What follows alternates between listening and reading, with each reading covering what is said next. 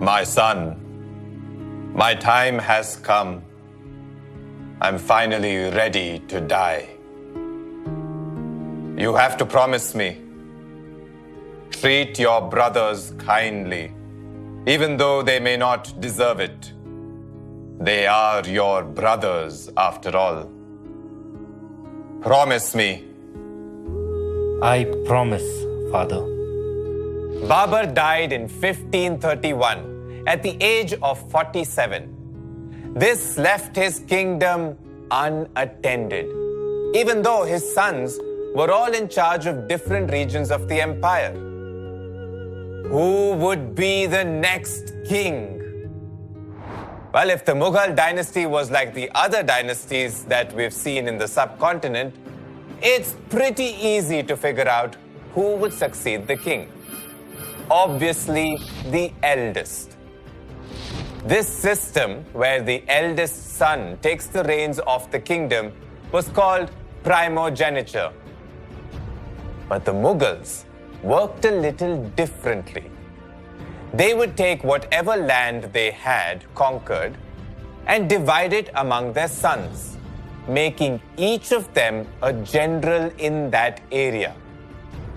This system was called a coparcenary system.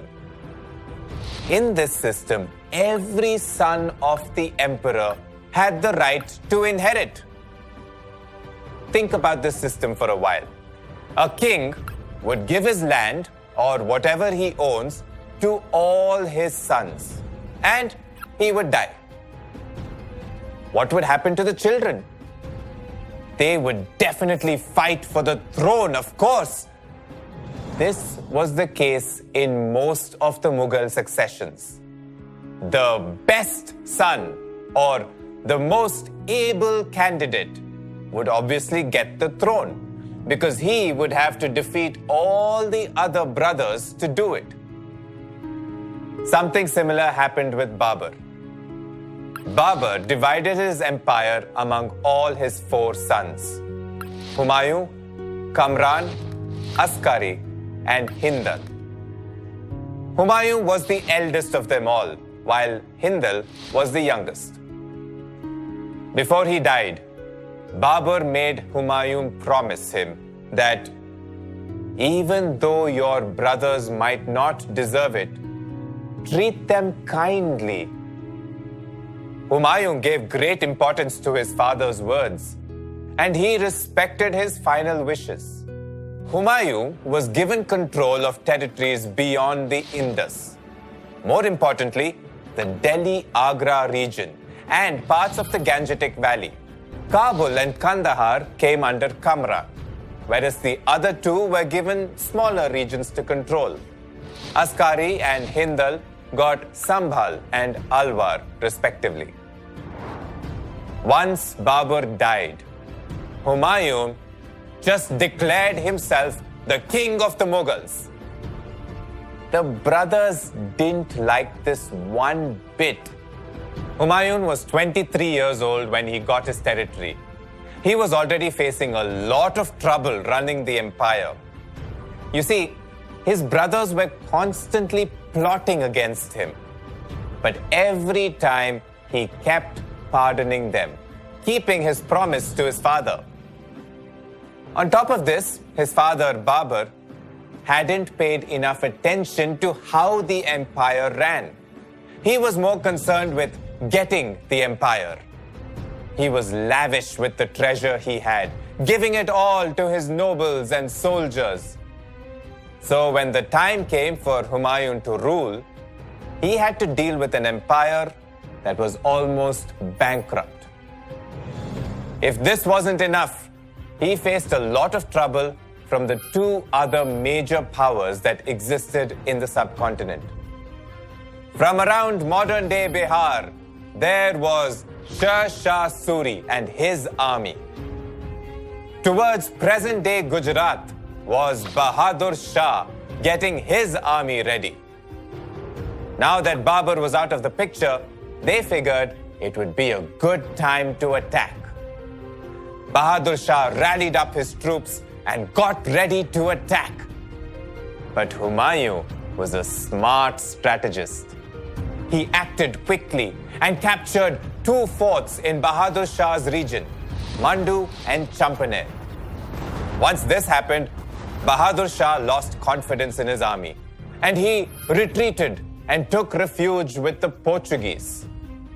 He stayed as a refugee with the Portuguese until he died in 1537. But by this time, Sher Shah Suri was keeping busy, building his army, becoming more and more powerful, getting ready to fight Humayun. 2 years later, in 1539, he engaged in conflict with Humayun. The Battle of Chausa was a pretty brutal defeat for Humayun, with almost 8,000 Mughal soldiers dead. Humayun had to flee the battlefield so he could save his life. But Sher Shah Suri was relentless. He kept attacking Humayun again and again, forcing him more and more west. Humayun decided to take a stand and fight Sher Shah's army again. Time for round 2. This time, the Battle of Kannauj, 1540. The Mughals were already weak from the previous attacks. They had to give up Agra to the Suris. And soon, Humayun had to flee from the subcontinent with his wife and some companions. They had to go on this really intense, difficult journey all the way to Persia. And I mean, really difficult. They had to use soldiers' helmets as cups to make broth in, and they would eat from the helmets. They couldn't sleep on a bed or even under a roof. Eventually, they reached Persia, and there they were greeted royally. The Safavid ruler of Iran welcomed them with open arms. They were greeted with an armed escort. People swept and cleaned the streets for them to walk on. They were given really rich food, drinks, soft beds, and fancy rooms. Humayun felt at peace here. He was treated better in Persia than he was ever treated by his own brothers. He spent 15 years in Persia, and we don't really know a lot of what happened in this time. If you like this video and want to watch many more amazing videos like these, like and subscribe to our channel now.